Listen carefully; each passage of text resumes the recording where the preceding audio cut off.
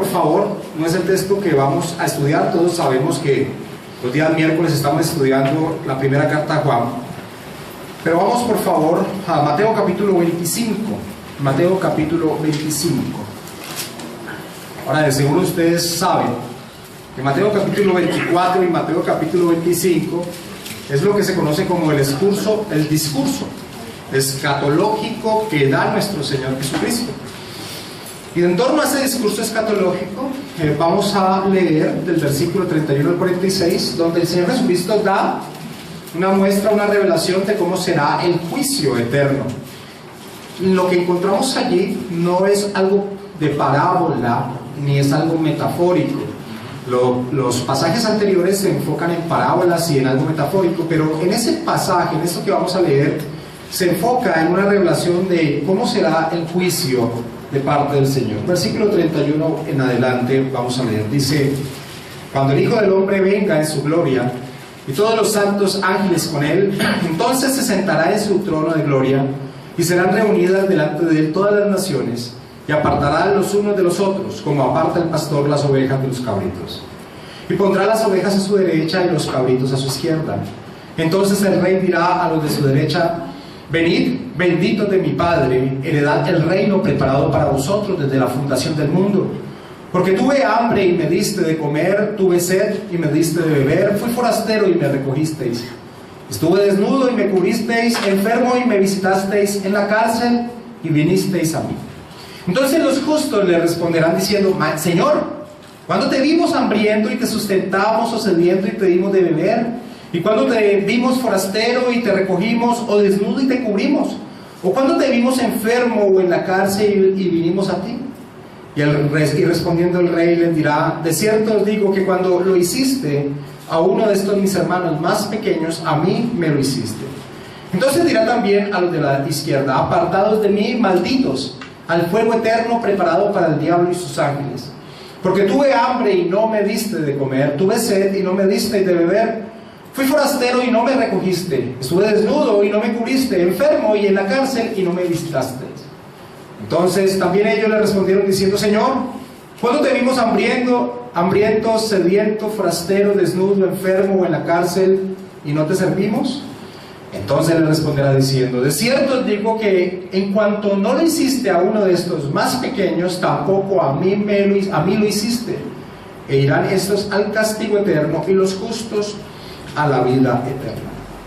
Ahora, este pasaje de Mateo capítulo 25, versículo 31 al 46, ha causado mucha molestia en la historia de la iglesia protestante, porque muchas personas tratan de tomar este pasaje para mostrar que el juicio de Dios se basa en obras y no en torno a la justificación por la fe. Entonces, eso es un gran error y nosotros podemos verlo directamente allí, porque básicamente se tira por el piso, o tiramos por el piso esa posición de que este pasaje está hablando por obras, porque aquellos que hicieron lo que agradó al Señor ni siquiera se dieron cuenta que lo estaban haciendo.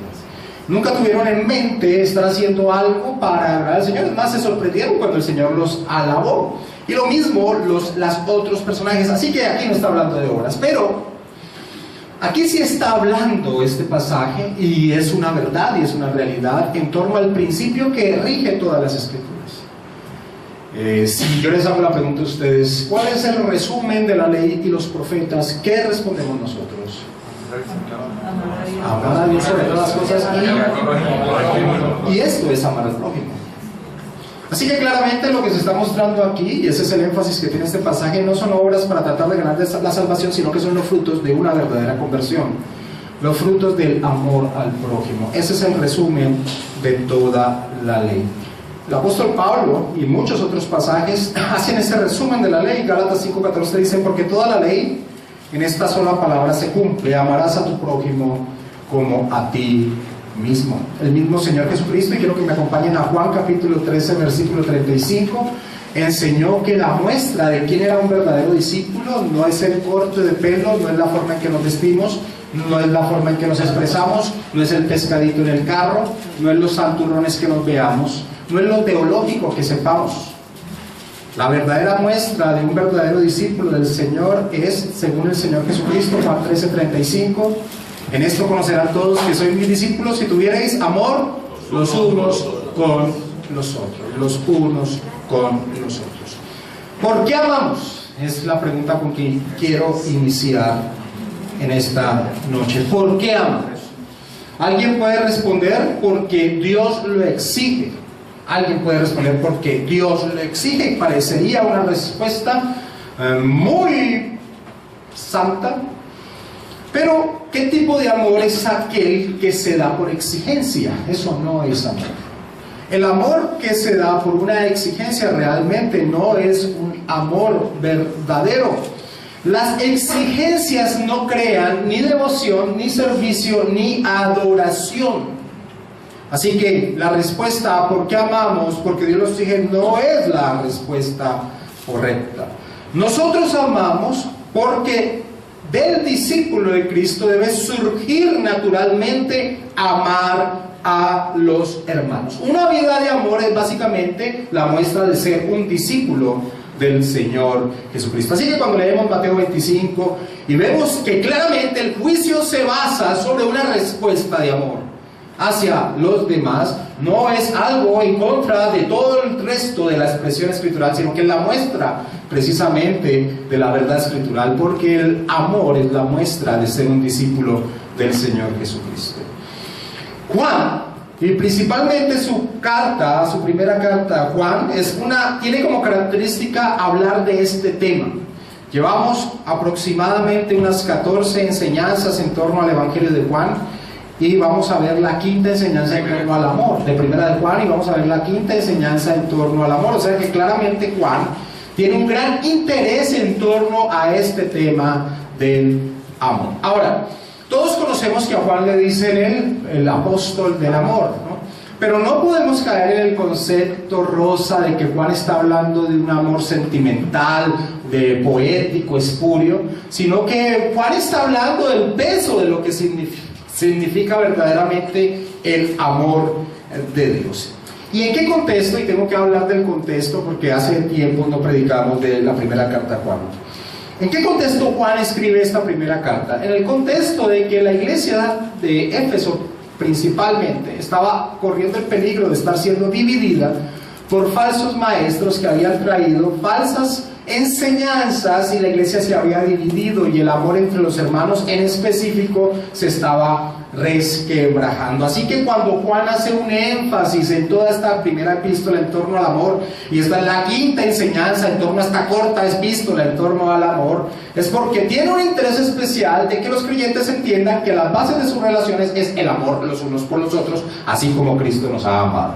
Esa es la base que Juan quiere impregnar, que le quede en la mente de las personas de la iglesia, y a nosotros también nos corresponde que esa base quede impregnada en nuestra mente. Pedirle al Santo Espíritu de Dios que lo haga, porque la base de las relaciones debe ser el amor en torno a la familia de Dios, el amor. Y esto se ve seriamente confrontado día a día, porque nuestra naturaleza pecaminosa es violenta, es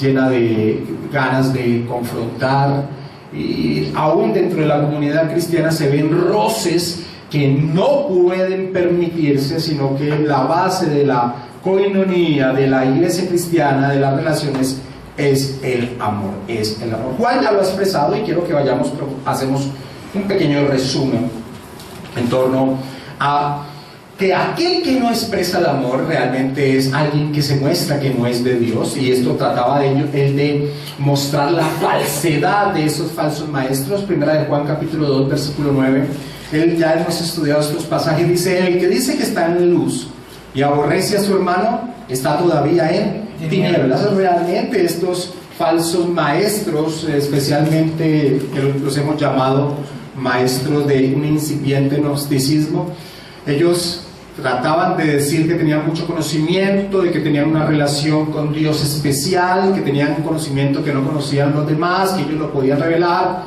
pero realmente sus vidas mostraban que ni siquiera tenían una relación con Dios, porque no amaban a los hermanos. Lo que habían creado al interior de la iglesia en sus divisiones y ese sectarismo que estaban creando mostraba que no tenían amor. En el capítulo 3, versículo 14 al 15, El apóstol dice: nosotros sabemos que hemos pasado de muerte a vida en que amamos a los hermanos. El que no ama a su hermano permanece en muerte. Todo aquel que aborrece a su hermano es homicida, y sabéis que ningún homicida tiene vida eterna permanente en él. Así que una prédica más del amor vamos a ver en esta noche. Pero a diferencia de las demás, en este momento y en la enseñanza de esta noche, Juan tiene el interés de darnos lo que podríamos expresar una perspectiva teológica del amor. Una perspectiva teológica del amor. Esto es muy importante, ¿no? Cuando uno estudia las diferentes cartas, sean las paulinas, o sean las de Juan, o sean las de Pedro, la de Santiago, uno claramente entiende que correctamente la teología hace que uno pueda vivir correctamente según la voluntad de Dios. Es algo anidado, es algo unido. Un mal entendimiento teológico lleva a una mala expresión de vida en torno a la voluntad de Dios. Y en la iglesia, en el momento en que Juan escribe esta carta, claramente se veía en torno a estos falsos maestros. Así que en la noche de hoy vamos a ver lo que podemos llamar la perspectiva teológica del amor. Y nadie mejor que el llamado apóstol del amor para hablar de esta perspectiva teológica. Y vamos a verlo a través de tres conceptos importantes en torno a esa perspectiva teológica del amor. El primero es el origen del amor cristiano, lógicamente verdadero, podríamos llamarlo así. El segundo es la motivación del amor cristiano, verdadero. El tercero es el resultado del amor cristiano. Cuando finalicemos de dar esos tres conceptos, vamos a ver que esos tres conceptos solo se pueden cumplir si hay un crecimiento en la madurez cristiana. Hay un crecimiento en la madurez cristiana. Y esto todo lo vamos a ver a través de una predicación expositiva, de 1 de Juan capítulo 4 versículo 7 a 1 de Juan capítulo 5 versículo 4, hasta el 5 tal vez. 1 de Juan capítulo 4 versículo 7, 1 de Juan capítulo 5 versículo 4 o 5. Y tengo que iniciar cuando se habla del tema del amor diciendo que cuando el hombre pecó, las relaciones que existían perfectas de ese hermoso mundo que Dios había creado y en el cual había dicho todo es bueno en gran manera, esas relaciones perfectas se destruyeron, se desquebrajaron. La relación del hombre con Dios se destruyó, el hombre murió espiritualmente, la relación del hombre con la creación se destruye, ya la creación no daría frutos, sino que también daría cardos y espinos, y del fruto, del sudor de la frente, el hombre tendría que sacar fruto de ella, y la relación del hombre con el hombre se destruyó también, y eso lo podemos ver, y los que quieran acompañarme, si no anoten, en Génesis 3:16, claramente cuando el Señor, nuestro Dios, le dice a Adán y Eva, a Eva le dice: tu deseo será para tu marido y él se enseñoreará de ti. Crea un desquebrajamiento en torno a esa relación, porque ya no era una vida de entrega de amor, sino que ahora, a partir de ese momento, y lo podemos ver hasta en la respuesta que dan al Señor, la vida ahora sería en torno a un interés personal. Los hombres, todos nosotros, cada uno de nosotros en nuestro estado natural, ninguno sin excepción, cada uno de nosotros nos dirigíamos según nuestros deseos, según nuestros intereses. Eso incluyendo hasta en el vínculo del matrimonio. Eso incluyendo hasta dentro del vínculo del matrimonio, que es algo tan sagrado. Estoy hablando de antes de la misericordia de Dios de llamarnos y de darnos vida espiritual. Cada uno de los hombres se dirige bajo intereses personales. Eso se llama un egoísmo. Aún dentro del vínculo del matrimonio siempre se quiere sacar un provecho en torno a lo que me pueda hacer feliz, lo que yo pueda adquirir de esa otra persona. Ese es el amor humano. El amor humano es un amor egoísta, y eso es lo que regía y lo que rige el amor o el sentimiento de las personas. Ahora, claramente nosotros podemos ver ese desquebrajamiento, esa rotura del amor, de la relación del hombre con el hombre, llegar a Génesis 4 y ver cómo un hermano mata a otro hermano. Ahora, ¿por qué lo mata? Básicamente lo mata, y nosotros, acompáñenme, nos podemos devolver a 1 de Juan capítulo 3 versículo 11. Allí el autor dice: ¿por qué Caín mató a Abel? Y básicamente Caín mató a Abel porque lo que hacía Abel lo hacía quedar mal y él no quería sentirse mal. Esa fue la causa por la cual Caín mató a él. En primera de Juan capítulo 3 versículo 12, ya lo estudiamos, dice: no como Caín, que era del maligno y mató a su hermano. ¿Y por qué causa le mató? Porque sus obras eran malas y las de su hermano justas, y era muy difícil para él sentirse tan señalado en torno a las obras justas de su hermano y las obras de él malas, y se sentía señalado y dijo: no, matémoslo, me amo tanto que no quiero que esto suceda así. Y también lo podemos ver solo un versículo más adelante en lo que se llama como el canto de la espada, en Génesis 4, por parte de Lamed. Lo leo de Nueva Versión Internacional. Dice: Lamed dijo a sus mujeres Ada, Ada y Sila: escuchen bien, mujeres de Lamed, escuchen mis palabras. Maté a un hombre por haberme herido y a un muchacho por golpearme. Así que esa es la muestra del amor humano. ¿Cuál es el amor natural del hombre antes de recibir el regalo de la vida espiritual del Espíritu Santo que habita en él? El amor humano es un amor egoísta, es un amor que se rige según lo beneficioso para él, los deseos de él. Ese es el amor humano.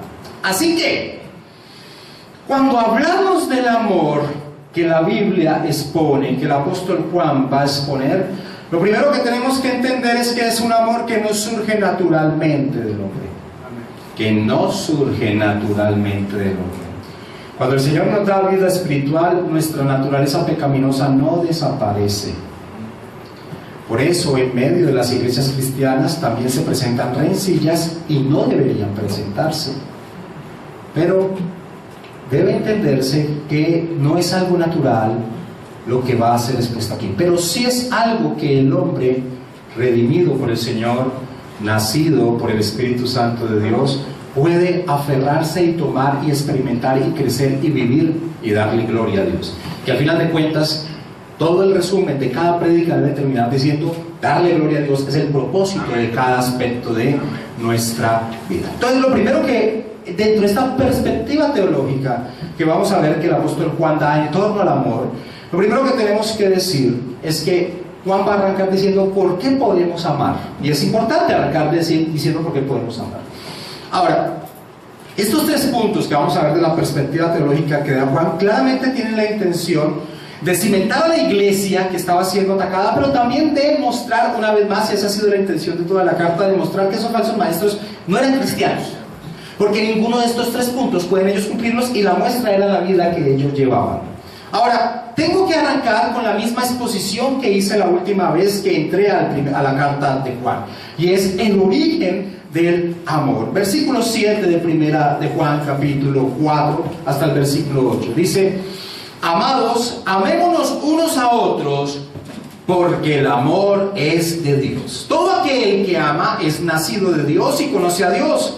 El que no ama no ha conocido a Dios, porque Dios es amor. Así que, como lo expusimos la última vez, y ese fue el énfasis de la última enseñanza, nosotros amamos porque Dios es amor. Y ahora tenemos, a través del fruto de esa redención, de esa obra del Señor Jesucristo en la cruz, tenemos otra vez relación con Dios. Ese es el fruto de la obra de nuestro Señor Jesucristo en la cruz, una relación con Dios. El apóstol Pablo lo expresa así en 2 Corintios capítulo 5, versículo 17: de modo que si alguno está en Cristo, nueva criatura es, las cosas viejas pasaron y aquí todas son hechas nuevas. Y todo esto proviene de Dios, quien nos reconcilió consigo mismo por Cristo y nos dio el ministerio de la reconciliación. Que Dios estaba en Cristo reconciliando consigo al mundo, no tomándoles en cuenta a los hombres sus pecados, y nos encargó a nosotros la palabra de la reconciliación. Así que, ¿por qué el cristiano puede amar si naturalmente no surge de su ser? Porque ahora tenemos una vida espiritual y estamos unidos con Dios y podemos tomar algo que es de Dios, porque Dios es amor. Entonces podemos nosotros amarnos como Dios quiere que nos amemos, porque ahora estamos unidos con Dios. Por eso el autor, el apóstol Juan, enfatiza en el versículo 7: el amor es, dice Reina Valera, viene, dice Palabra de Dios para Todos, procede, dice Nueva Versión Internacional. El amor es, viene, procede de Dios. Y por eso los cristianos podemos amar. ¿Por qué? Porque aunque no es algo natural de nuestro ser, es algo que Dios nos provee. Mira como dice el apóstol Pablo en Romanos capítulo 5, versículo 5, esta verdad: ¿Cuál verdad? Que los cristianos podemos amar, y ese es el primer punto teológico que Juan quiere expresar en torno a esta teología del amor, es que nosotros podemos amar porque Dios nos da esa capacidad de amar, porque ahora estamos otra vez en una relación con Dios. Romanos capítulo 5, versículo 5, la parte B, el apóstol Pablo dice, porque el amor de Dios ha sido derramado en nuestros corazones por el Espíritu Santo que nos fue dado. Por el Espíritu Santo que nos fue dado. Falsos maestros que atormentaban a la iglesia específicamente y especialmente la de Éfeso, esos falsos maestros no podían amar porque no es algo natural de ellos, porque ellos no tenían una relación con Dios. Es por eso que el apóstol Juan dice en el versículo 8, el que no ama no ha conocido a Dios, porque Dios es amor. No tiene relación con Dios. Pueden estar diciendo que tenían una gran relación con Dios, tan fuerte que tenían mensajes secretos que la iglesia no conocía, y eso era falso. Y adelantémonos al versículo 20 un momento, y dice, si alguno dice, yo amo a Dios, y aborrece a su hermano, es mentiroso. Pues el que no ama a su hermano a quien ha visto, ¿cómo puede amar a Dios a quien no ha visto? Así que claramente esta exposición del por qué podemos amar a Dios tacaba o dejaba a un lado a estos falsos maestros que no estaban allí unidos ni expresaban ese amor de Dios. Ahora, puesto que Dios es amor, aquel que está unido a Dios debe amar. Eso es la lógica que está colocando aquí el apóstol Juan. Si pudiéramos parafrasear todo lo que ha dicho aquí, es, como estamos unidos a Dios, entonces podemos amar. Un autor bíblico dice, una persona que dice que conoce a Dios y que está unido con Él debe verse afectada personalmente como resultado de esta relación. Un creyente debe convertirse en lo que Dios es. Ese es el propósito por el cual el Espíritu Santo nos une a Dios, nos da la vida espiritual, nos da la presencia del Padre y del Hijo en nuestro ser. ¿Cuál? Pues que nosotros reflejemos a Dios. Un creyente debe convertirse en lo que Dios es, y Dios es amor. Presentar otro tipo de argumento es demostrar que uno no conoce realmente a Dios. Y esto es fuerte, porque en nuestra vida práctica muchas veces se hallan rencillas dentro de los hermanos, y eso es inaceptable dentro del propósito divino y dentro de la verdad de lo que Dios ha hecho por nosotros. Así que si tú allí sentado, tú sabes que tú guardas una rencilla inmensa por alguien que es un hijo de Dios, pues debes saber que hay una gran incógnita en torno a qué eres tú, en torno al propósito divino. ¿Quién eres tú entonces en torno a Dios? Así que esa es la base de la perspectiva teológica que Juan está expresando. Conocer que podemos amar porque estamos unidos a Dios nos permite a nosotros ejercitar ese amor. ¿Cuál es ese amor? Y eso lo enfatizamos mucho en la enseñanza pasada. Ese amor es aquel que no surge de un corazón egoísta, es decir, que no busca lo suyo propio, sino que busca el bien del otro. No se mira a sí mismo al dar, no mira qué recompensa puede tener, sino que mira cuál es el beneficio que el hermano necesita. Esa es la base de pensar que nosotros debemos tener en torno a amar y saber que podemos hacerlo porque estamos unidos a Dios. Amo no por capacidad natural, sino que amo porque estoy unido a Dios, porque estoy unido a Dios. Ahora, el segundo aspecto en torno a esta base teológica del amor que Juan presenta es, ¿cuál es la motivación de amar? Ya sé que puedo amar, ya sé que el creyente puede amar, ya sé que el que ha nacido de nuevo puede amar, no el amor del mundo, no ese tipo de amor sentimental, poético, falso, sino el amor verdadero, sacrificial, el amor que todo lo soporta, el amor de 1 Corintios 13, con esas características, el amor que todo lo sufre, el verdadero amor. ¿Por qué puedo yo expresar ese amor? Porque estoy unido a Dios. Ahora, ¿qué me motiva a mi amar? Y esa es la segunda parte teológica que presenta el apóstol Juan. ¿Cuál es la motivación por la cual el creyente ama? Versículo 9 de 1 de Juan 4. En esto se mostró el amor de Dios para con nosotros, en que Dios envió a su Hijo unigénito al mundo para que vivamos por Él. En esto consiste el amor. No en que nosotros hayamos amado a Dios, sino en que Él nos amó a nosotros y envió a su Hijo en propiciación por nuestros pecados. Y en el versículo 11, entonces, el apóstol Juan termina diciendo, amados, si Dios nos ha amado así, debemos también nosotros amarnos unos a otros. El amar no es algo estático, ¿no? El amar no es una expresión que sale de la boca de yo te amo, de cuánto te amo, de beso en la mejilla. El amar es hacer. El amar no es estático ni tampoco es inactivo. Amar es hacer. Y aquí el apóstol Juan muestra cómo Dios Padre ha expresado ese amor. Cómo Dios Padre ha mostrado que nos ama. Ahora, el apóstol Pablo dice en Romanos capítulo 5, versículo 8, se los leo: mas Dios muestra su amor para con nosotros, en que siendo aún pecadores, Cristo murió por nosotros. Así que la motivación de amarnos de parte de Dios no es que nosotros fuéramos tan buenos, ni siquiera es que fuéramos personas que lo estuviéramos buscando. No, la motivación de amarnos surgió de la expresión de amor de Él, de amar a quien no merecía ese amor. Esa es la manifestación del amor de Dios, y esa forma es la que el apóstol Juan trae a mostrarnos cómo públicamente se manifestó el amor de Dios.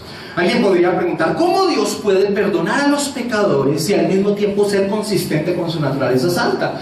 Y la respuesta es la cruz. La cruz da respuesta a esa pregunta. Allí su Hijo cargó el pecado, cumplió las justas demandas de la ley y sufrió literalmente el infierno. Yo quiero que eso quede claro dentro de esta congregación. Cristo sufrió literalmente el infierno. Toda la ira del Padre se descargó sobre Él, sobre aquellos como nosotros que deberíamos eternamente pagar y recibir esa ira. Un ser infinito como lo era Cristo también soportó la ira del Dios infinito. Él soportó esa ira. Así que la cruz nos muestra ese soportar la ira y nos muestra el amor de parte de Dios. Allí también se revela el amor de Dios. El versículo 9, Juan dice entonces: en esto se mostró el amor de Dios para con nosotros. ¿En qué? En que Dios envió a su Hijo. Y aquí es el único lugar dentro de esta carta que Juan utiliza la palabra unigénito. En que Dios envió a su Hijo unigénito al mundo para que vivamos por Él. ¿Por qué Juan utiliza en este único lugar la palabra unigénito? Sabemos que lo utiliza en el Evangelio, pero aquí en esta carta es la única vez que utiliza esta palabra. Porque si nosotros hacemos una tipología con lo que el Padre, con lo que el Señor, con lo que nuestro Dios le pide a Abraham cuando le dice: Abraham, ve, sacrifícame a Isaac, tu hijo, tu único, a quien amas. Básicamente, cuando Juan expresa que Dios Padre envió a su Hijo unigénito, está mostrando que Dios envió lo más valioso para Él en pos de ese amor que estaba entregando. Ese es el objetivo que tiene el apóstol Juan a utilizar la palabra unigénito, unigénito. Allí en ese mismo monte donde Abraham iba a sacrificar a Isaac, allí en ese mismo monte Dios Padre entregó a su Hijo a morir por nosotros, y en eso muestra su amor. Y eso es lo que está mostrando el apóstol Juan. El apóstol Juan quiere que nosotros entendamos, eso es lo que él quiere hacer, que nosotros entendamos qué significó el sacrificio de Cristo. Porque el apóstol Juan sabe que en los verdaderos creyentes, el entender lo que significó el sacrificio de Cristo va a impulsarnos a amar así como Dios Padre nos amó. No fue el amor del hombre hacia Dios lo que impulsó la venida de Cristo al mundo y su muerte en la cruz. Estas cosas fueron impulsadas por el amor de Dios para con el hombre. La actitud del mundo hacia Dios es cualquier cosa menos amor. La actitud del mundo hacia Dios es cualquier cosa menos amor. Entonces, dentro de la perspectiva teológica de Juan en torno al amor, Juan quiere presentar que la motivación para amar debe surgir de conocer la obra que realizó nuestro Señor Jesucristo en la cruz. Y termina diciendo, después de expresar eso y después de hablar de la palabra propiciación, que ya nos pusimos aquí en torno a esta misma carta de Juan, Él calmó la ira de Dios, y la calmó porque la recibió toda, la soportó toda. Él termina diciendo en el versículo 11: amados, si Dios nos ha amado así, debemos también nosotros amarnos los unos a los otros. Esto quiere decir que en torno a esa expresión de amor que que el Padre muestra en torno a entregar a su Hijo, hay una intención en torno a este tema del amor, y es que los cristianos, los hijos, los que hemos nacido de nuevo, nos amemos de la misma manera. Hay una intención de parte del Padre, y una buena ilustración de eso es ver la parábola del perdón que se encuentra en Mateo capítulo 18. Ahora, en esa parábola, y no voy a leerla completamente, básicamente hay un hombre que tiene una deuda con un rey, una deuda impagable. La deuda se dice que eran 10.000 talentos. 10.000 talentos era una cifra incontable, brutal, ridícula. No vale la pena hacer cálculos. Era una deuda que no se podía pagar. Pero ese rey le perdona a este hombre esa deuda. Ahora, al salir este hombre encuentra a uno que le debía 100 denarios, aproximadamente 3 meses de trabajo. 100 denarios frente a 10.000 talentos es nada, es insignificante. Pero este hombre, todos conocemos la parábola, llega y no perdona a este hombre, sino que lo está subyugando. Entonces, en el versículo 32 y 33, el rey dice: entonces, llamándole su señor, le dijo: siervo malvado, toda aquella deuda te perdoné porque me rogaste. ¿No debías tú también tener misericordia de tu consiervo como yo tuve misericordia de ti? Así que, mis hermanos, esto es una ilustración de lo que también vemos que el apóstol Juan expresa en torno a entender lo que Dios ha hecho por nosotros en la cruz. Nosotros debemos amarnos los unos a los otros al entender la obra que el Señor Jesucristo ha hecho por nosotros en la cruz. Conocer la obra del Señor debe conmover la vida de los creyentes. Conmover la vida de los creyentes. Yo no sé si usted se ha conmovido de entender lo que Dios ha hecho por usted. Cuando usted canta aquí estos himnos que dice: cuán bueno es Dios, cómo es bueno Dios, ¿usted no lo relaciona con su vida? ¿Usted no se pone a pensar con lo que es usted? Con lo insignificante e infiel que es usted día a día. ¿Usted no lo relaciona? Pues cuando usted lo relacione, usted va a tratar de quebrantarse, porque el amor de Dios es inentendible. ¿Por qué nos ama Dios? ¿Por qué nos ama a seres tan infieles como nosotros? Es inentendible, pero Él nos ama. Ahora, así como Él nos ama, quiere que nosotros nos amemos. Por eso, si hay alguna aplicación en toda esta teología del amor que Juan se ha desgastado en dar, en esta pequeña carta de primera de Juan, pues que tenía que ver con el contexto que ellos estaban viviendo, pero tiene que ver con el contexto de nosotros, es que tú no puedes permitirte una rencilla en tu corazón con un hermano en la fe, con un hijo de Dios. No lo puedes permitir en tu corazón. Dios es amor, no es una frase, no es un eslogan que se pegue en un carro y que todo el mundo se la diga, sino que es una realidad eterna demostrada en el Calvario. Una realidad eterna demostrada en el Calvario. Y deberíamos entenderla espiritualmente y mentalmente. La mente debe entender la verdad espiritual, el corazón debe amarla y apreciarla, y la voluntad debe actuar en base a ella. Cuando más profundicemos en el significado de la cruz, mayor será nuestro amor a Cristo y el interés práctico los unos para con los otros. Ahora, mis hermanos, es triste que muchas personas ni siquiera tengan claro el concepto de lo que el Señor hizo en la cruz, de lo que significó la muerte del Señor Jesucristo en la cruz. Si no se tiene claro el concepto de lo que significó el sacrificio de nuestro Señor Jesucristo, que podemos resumir con las palabras redención, expiación, propiciación, sustitución, pues realmente alguien puede decir: oh, sí, qué sacrificio. Como algunos dicen, eso es un sacrificio que muestra la obediencia de Dios Hijo al Padre. Claramente, cuando uno entiende la obra del sacrificio del Señor en la cruz, pues uno se conmueve de todo lo que significa en torno a nuestro ser. Y cuando nosotros entendemos la obra que significó el sacrificio del Señor en la cruz, pues como el apóstol Pablo dice en Romanos 12:1, pues presentemos nuestros cuerpos en sacrificios vivos, santos, agradables a Dios, que es el culto que tiene alguna validez para con Dios.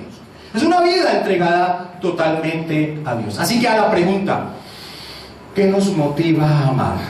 ¿Qué nos motiva a amar? La respuesta es el amor que Dios nos ha mostrado. El amor que Dios nos ha mostrado. Ahora, tristemente a esta pregunta muchos pueden responder: ¿qué me motiva a amar?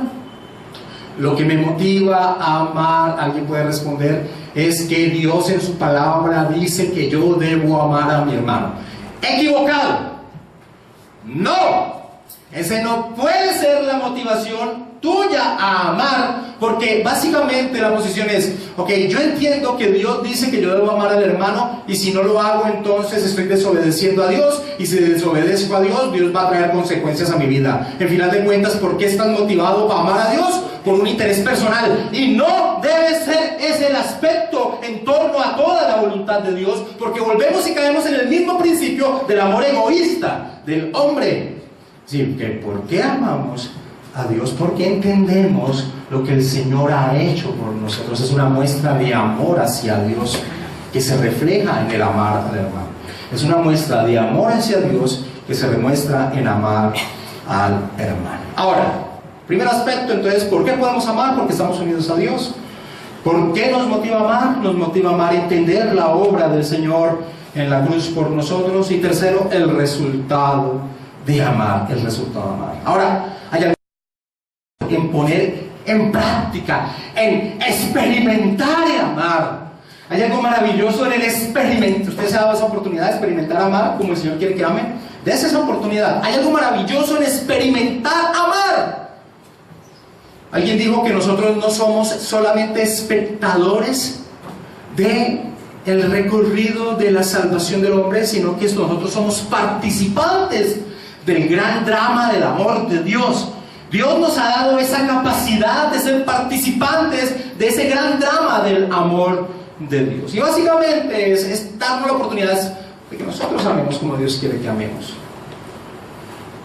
Dios es un Dios invisible, pero se hace visible a través de sus hijos. Siempre esa fue la voluntad de la creación. ¿Por qué Dios creó al hombre a su imagen y semejanza? ¿Cuál era el sentido de que Dios creara al hombre a su imagen y semejanza? ¿Qué sentido tenía? Que el hombre representara a Dios en la creación. Ahora lo representa terriblemente. Pero nosotros como hijos de Dios podemos representar ahora por la acción del Espíritu Santo a Dios en sus atributos. Y dentro del amor nosotros podemos mostrar cómo es el amor de Dios al amar a los demás. Estamos experimentando lo que Dios quiere que nosotros hagamos. Y eso trae algo maravilloso a la vida. Versículo 12 al 16 de 1 de Juan capítulo 4. Nadie ha visto jamás a Dios. Si nos amamos unos a otros, Dios permanece en nosotros y su amor se ha perfeccionado en nosotros. Dios mío, estas son palabras demasiado grandes. Voy a volver a leer ese pasaje que tal vez tú lo has leído muchas veces, pero quédate en la última parte. Nadie ha visto jamás a Dios. Si nos amamos unos a otros, Dios permanece en nosotros y su amor se ha perfeccionado en nosotros. En esto conocemos que permanecemos en Él y Él en nosotros, en que nos ha dado de su Espíritu, y nosotros hemos visto y testificamos que el Padre ha enviado al Hijo, el Salvador del mundo. Todo aquel que confiese que Jesús es el Hijo de Dios, Dios permanece en Él y Él en Dios.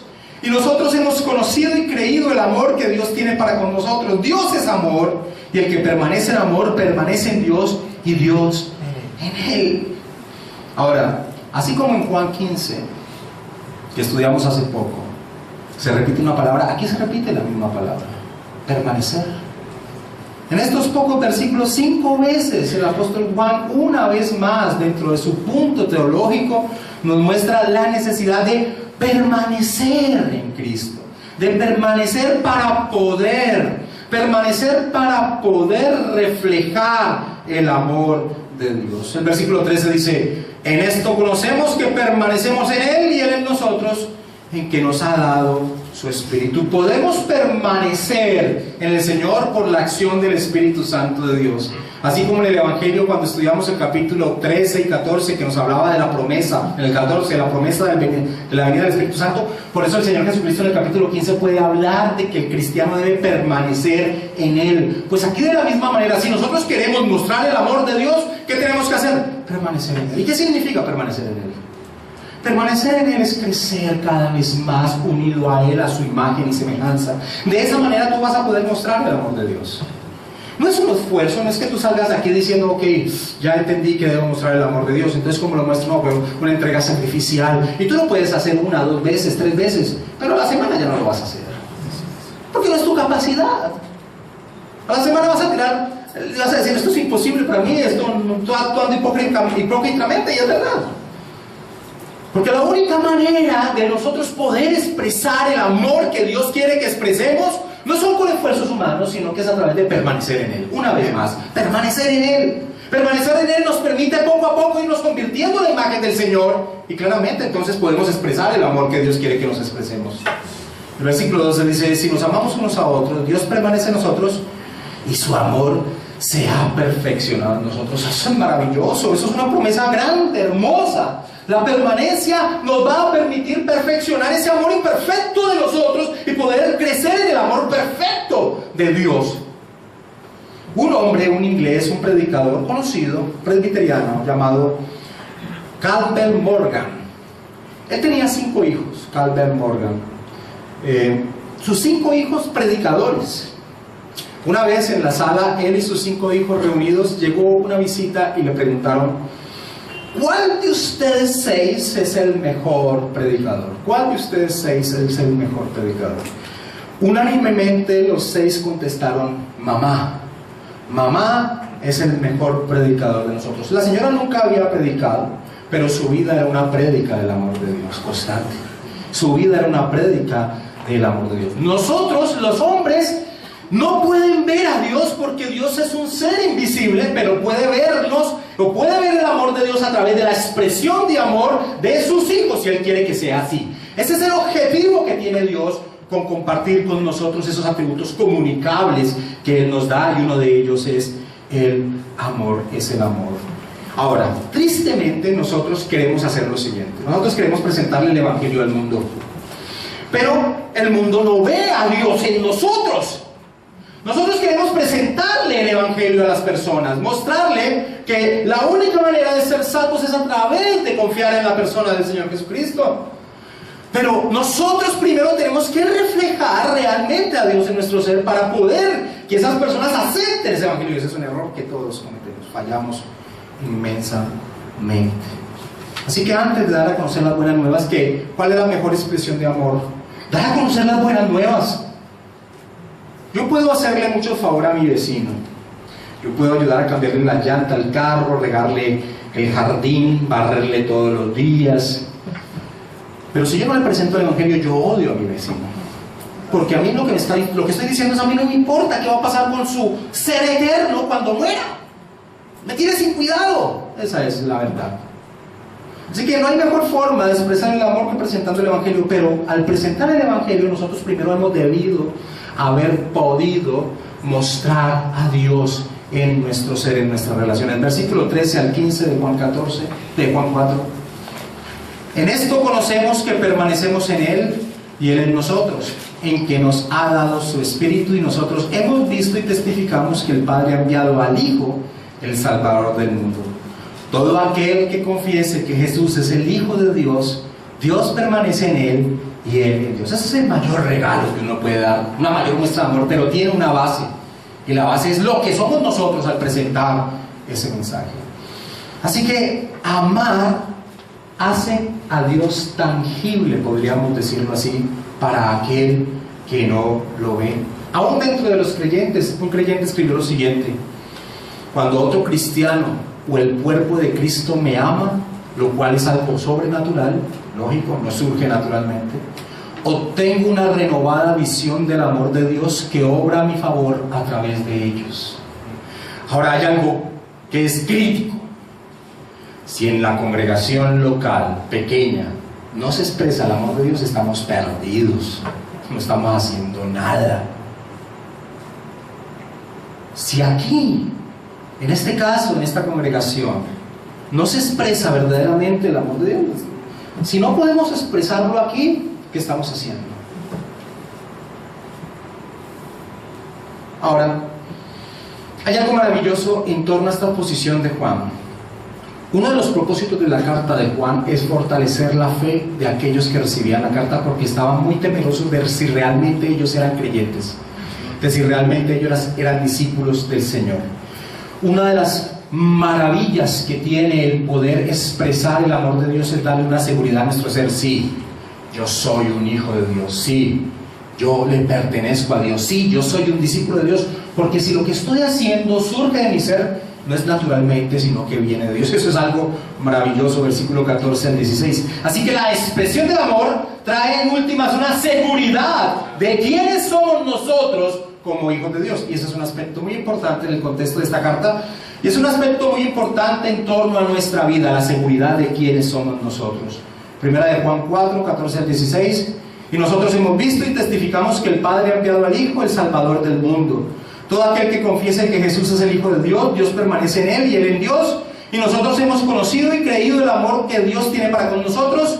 Dios es amor, y el que permanece en amor, permanece en Dios y Dios en él. La permanencia trae seguridad a nuestra vida. Y ese es el propósito tal vez principal que tenía el apóstol Juan en torno a este tema del amor. Ustedes, creyentes de aquella iglesia que están dudando si son verdaderamente discípulos del Señor, quieren tener un aspecto de seguridad de que ustedes son los verdaderos discípulos del Señor, pues expresen el amor que Dios quiere. Y al expresar el amor que Dios quiere, ustedes van a sentirse seguros de que realmente ustedes son unos hijos de Dios. Ese sería como el colofón de ese progreso teológico que el apóstol Juan ha tocado. ¿Por qué podemos amar? ¿Qué motivación nos da el resultado de amar? Y el resultado de amar es seguridad. Seguridad en torno a quiénes somos nosotros. Ahora, eso suena muy bonito, pero el creyente, si no madura, tiene una incapacidad en torno a expresar este amor. Tú puedes conocerlo, pero si tu madurez en torno a la santidad, en torno a la imagen del Señor no se forma, es decir, no estás permaneciendo en Cristo, esto se va a quedar allí con conocimiento, pero no lo vas a poder expresar.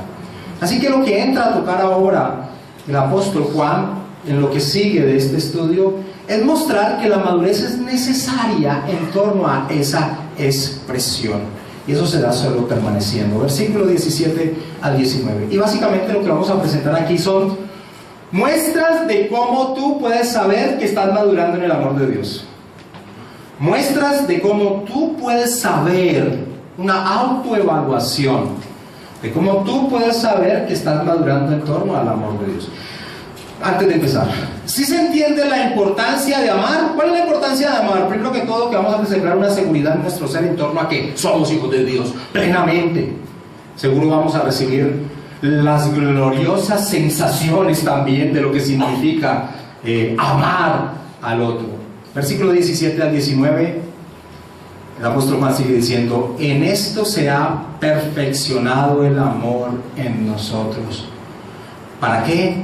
Para que tengamos confianza. Así que antes de entrar a este punto que es la confianza, un aspecto que yo me puedo evaluar en torno al crecimiento del amor de Dios en mí es la confianza que yo tengo en Dios. En este sentido, vamos a seguir. Para que tengamos confianza en el día del juicio, pues como Él es, así somos nosotros en este mundo.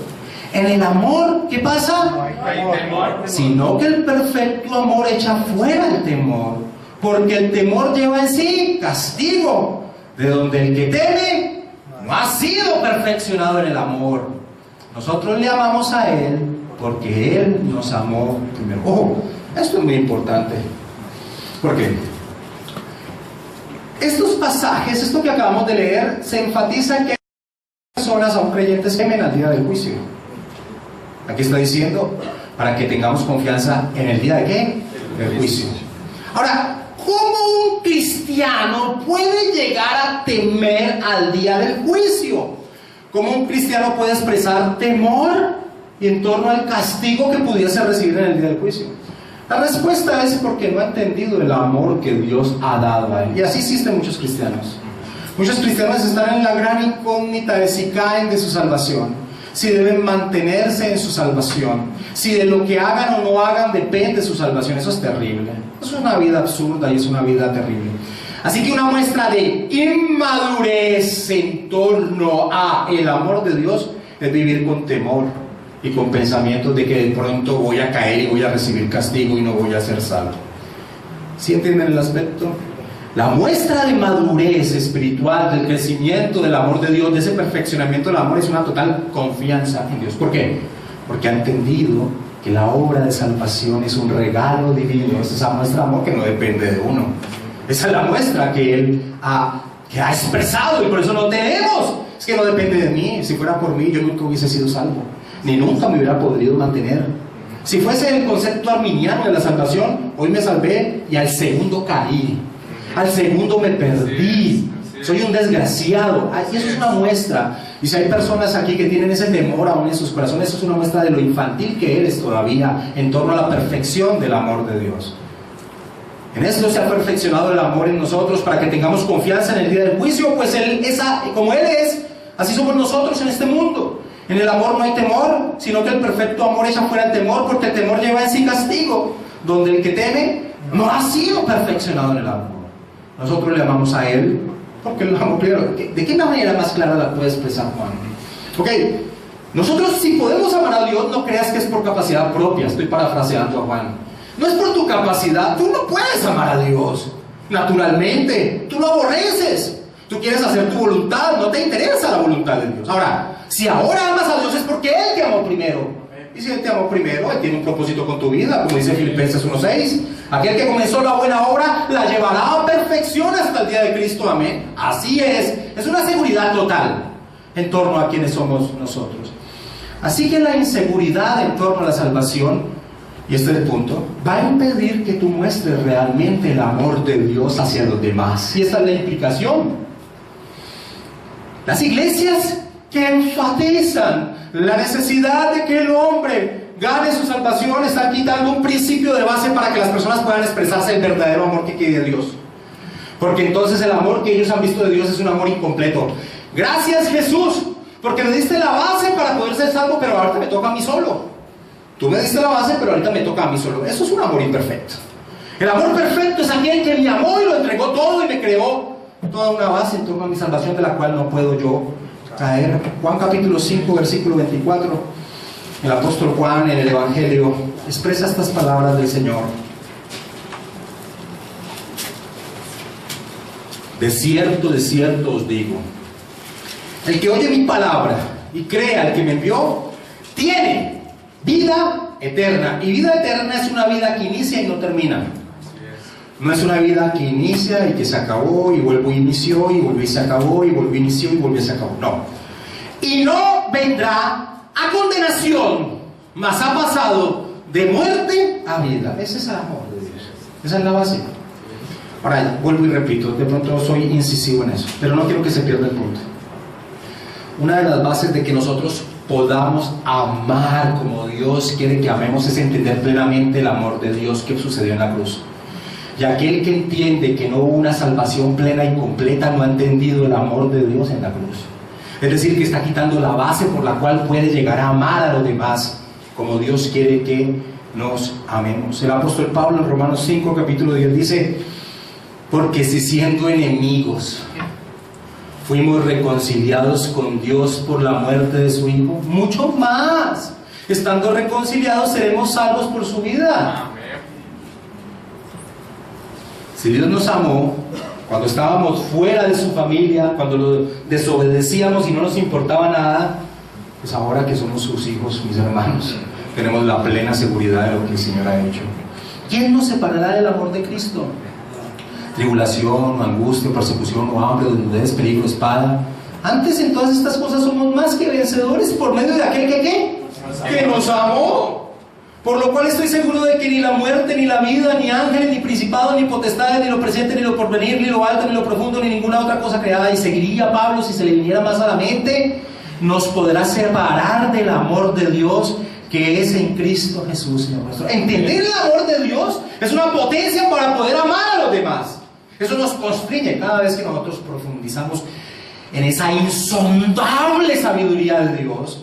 Cada vez que nosotros nos gozamos estudiando las implicaciones de vida teológica del ser, de lo que significó la muerte del Señor Jesucristo en la cruz, nosotros amamos con más potencia a Dios, y nuestra expresión en torno a su voluntad no es en torno a que tengo que cumplir porque si no me condeno, sino es una expresión de amor a Él por todo lo que Él hizo por nosotros, y eso es algo maravilloso.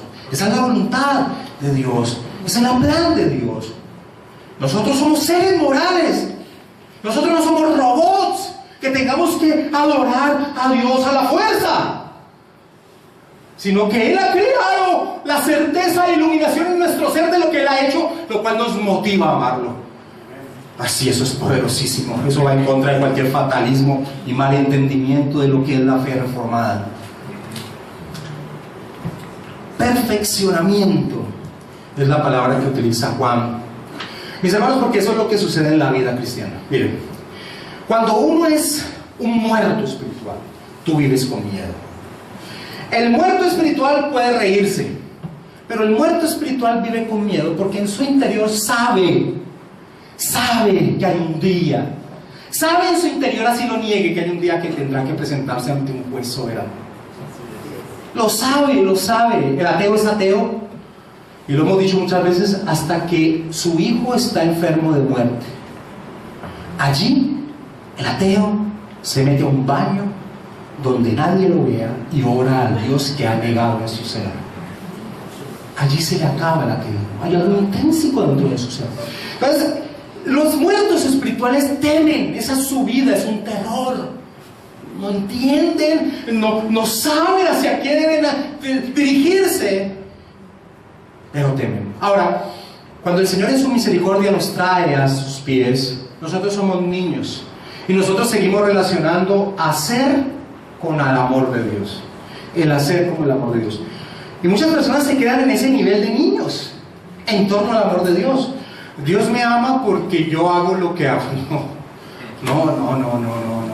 Dios te aborrecería si ese fuera el principio. Ahora, cuando uno va creciendo en la madurez cristiana, uno entiende y las escrituras se hacen más claras. Dios nos ama porque ha decidido amarnos. Ahora, nosotros obedecemos cada vez en mejor perfección porque cada vez lo amamos más. Y cuando viene una tentación a nuestra mente, entonces ya no es la respuesta, uy, si hago esto, Dios se va a poner bravo conmigo y me va a traer consecuencias, sino que la respuesta es, ¿cómo voy a pecar ante un Dios que me amó de esa manera? Y te aseguro que esta segunda parte tiene mucha más fuerza que la otra. Absolutamente. Así que confiar es una muestra de que nuestro amor se ha perfeccionado. Y si nuestro amor se ha perfeccionado, entonces nosotros vamos a poder amar con más potencia y mejor a nuestro hermano. Versículo 20 y 21 de 1 de Juan 4. Si alguno dice, yo amo a Dios, y aborrece a su hermano, es mentiroso. Pues el que no ama a su hermano a quien ha visto, ¿cómo puede amar a Dios a quien no ha visto? Y nosotros tenemos este mandamiento de él. El que ama a Dios, ama también a su hermano. Ahora, en esta pequeña epístola ya está lo que vamos. El apóstol Juan ha utilizado 6 veces, esta es la 7ª, este tipo de expresión. La expresión de que si alguno dice. Y siempre que la ha utilizado, y ahorita vamos a hacer un rápido recorrido, siempre la ha utilizado para mostrar hipocresía. Es tratar de mostrar lo que no se es. Por ejemplo, voy a hacer un recorrido, ustedes lo escuchan y si quieren lo siguen. Dice, 1 de Juan 1:6 dice, si decimos que tenemos comunión con Él y andamos en tinieblas, mentimos y no practicamos la verdad. En 1 de Juan 1:8. Si decimos que no tenemos pecado, nos engañamos a nosotros mismos y la verdad no está en nosotros. En el versículo 10 del capítulo 1. Si decimos que no hemos pecado, le hacemos a Él mentiroso y su palabra no está en nosotros. Capítulo 2, versículo 4. El que dice, yo le conozco y no guarda sus mandamientos, el tal es un mentiroso y la verdad no está en él. En el versículo 6, el que dice que permanece en él, pues debe andar como él anduvo. Si no anda como él anduvo, entonces no permanece en él. Versículo 9, el que dice que está en la luz y aborrece a su hermano, está todavía en tinieblas. Y ahora dice, si alguno dice, yo amo a Dios y aborrece a su hermano, es mentiroso. Cada vez que Juan utiliza este tipo de expresión, está desenmascarando la hipocresía. Miren, mis hermanos, muchos cristianos son hipócritas espirituales. Tratan de mostrar lo que no son, tratan de aparentar lo que no es, y eso es una señal de inmadurez en el amor de Dios. Tratan de fingir lo que no son. Una muestra de madurez en el Señor es que no fingimos ya lo que no somos. No finjo ser muy alto espiritual delante de mi hermano. Mi hermano conoce mis falencias y me ayuda en la exhortación y me exhorta a vivir en santidad. Pero no me presento como el gran santurrón en torno a soy un ser santo. Tenemos muchas falencias y una muestra de inmadurez es mostrarnos muy dignos delante de Dios. Casi siempre aquel que pone el grito en el aire cuando unos cristianos están expresando su libertad en torno a vivir en Cristo, casi siempre el que pone el grito en el aire es el hipócrita. Es el hipócrita, el que no está viviendo, el que todavía sigue mostrando lo que no es él. Un creyente inmaduro, el cual no está creciendo en su amor a Dios, tal vez piense que tiene que impresionar a los demás con su espiritualidad. Este error lo convierte en un mentiroso. La simulación es una de las actividades favoritas de los niños, pero no de un hombre mayor. Así que la muestra de estar simulando lo que no se es una muestra de inmadurez. Ahora, yo entiendo que Juan está colocando aquí, es destapando la hipocresía de los falsos maestros, pero aún en medio de la iglesia muchas personas viven con estas falsas caretas de santurronería. Y nosotros tenemos que dejar de fingir y empezar a hacer. Así que confianza en Dios y sinceridad son dos aspectos de la madurez en torno al Señor. Capítulo 5, y vamos cerrando, versículo del 1 al 3. Todo aquel que cree que Jesús es el Cristo es nacido de Dios, y todo aquel que ama al que engendró, ama también al que ha sido engendrado por él. Esto conocemos que amamos a los hijos de Dios, cuando amamos a Dios y guardamos sus mandamientos. Pues este es el amor a Dios, que guardemos sus mandamientos. ¿Y qué? Y sus mandamientos no son gravosos, no son difíciles de obedecer, es lo que dice otra versión. Así que una muestra de madurez en torno a ese crecimiento en el amor de Dios es que cuando tú pienses en los mandamientos de Dios, tú no digas, uy, qué difíciles de cumplir, sino que una muestra de madurez en torno a ese perfeccionamiento del amor de Dios es que cuando tú pienses en la voluntad de Dios, en sus mandamientos, tú digas, gloria a Dios porque me ama y sus mandamientos son deliciosos, gloriosos. ¿Cuál es la muestra de la bendición de Dios hacia su pueblo? Su ley. La muestra del amor de Dios hacia su pueblo es su ley. Su ley, la ley de Dios nos protege, nos guía, como dice el apóstol Pablo en Romanos 12:2, que nosotros permitamos comprobar que la voluntad de Dios es buena, agradable y perfecta.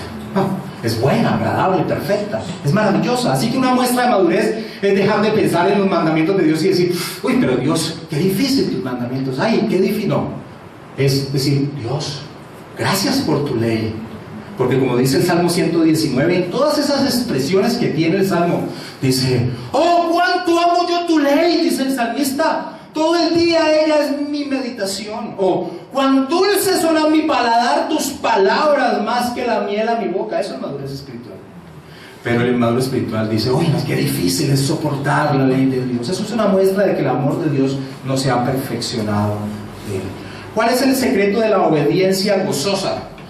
Dice alguien por allí. ¿Cuál es el secreto de la obediencia gozosa? Es la siguiente: saber que aquel que manda es un Padre maravilloso y amoroso que nos ha mostrado su amor.